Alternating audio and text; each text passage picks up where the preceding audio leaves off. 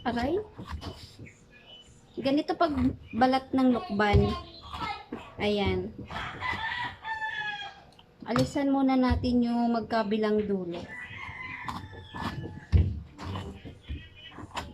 Ayan. Tapos, pag ganito na siya, hiwaan natin ang mga ganito.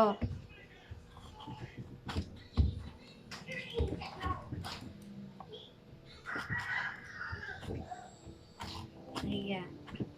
Masarap kumain ng lukban. Ito ay parang cleansing na rin ng ating body, sa ating body. Ayan.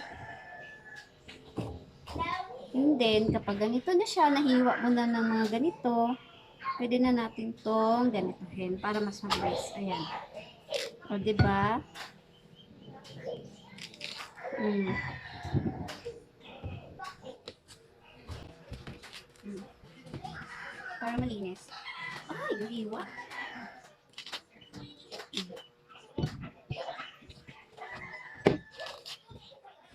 Ay, may matigas na po. Linisan. Kuya! Ay. Matamis kaya to? Color red ang laman. Pink. Ayan, masarap na kumain ng mukbang kapag kakatapos lang natin mag-lunch, ganyan. Diba? Ang ganda ng color. Maliit lang siya pero parang matamis. Matamis kaya? Let's try.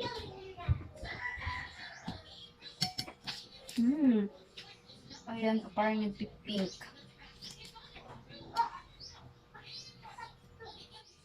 Tamis.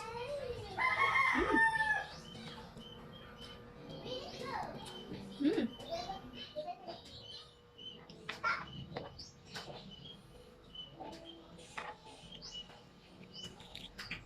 Mm.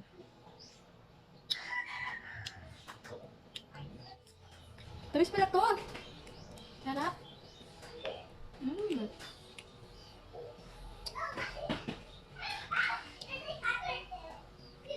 Mm. Tara na, at linisan natin lahat. Oh my God.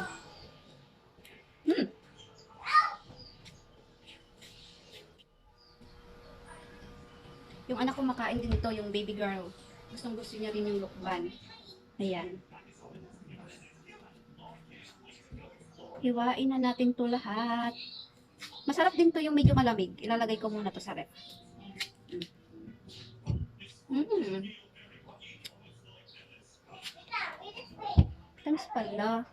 Hindi to suhang Davao pero matamis. Ito lang yung dito lang sa atin na tanim. Pero matamis.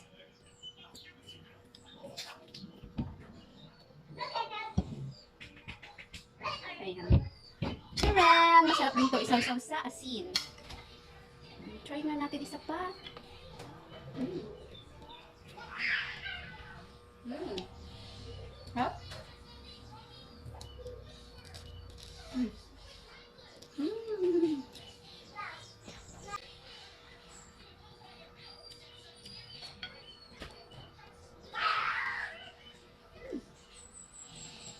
Mm.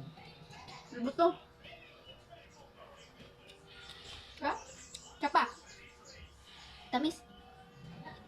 Mm. Mm. Mm. Ha?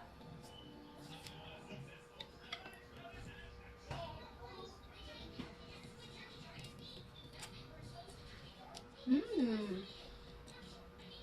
Mm. Ha? Kapa?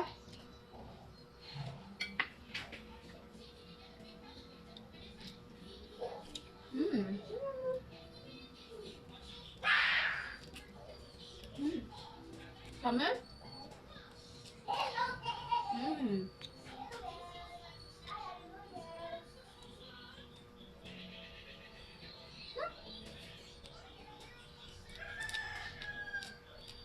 Mm.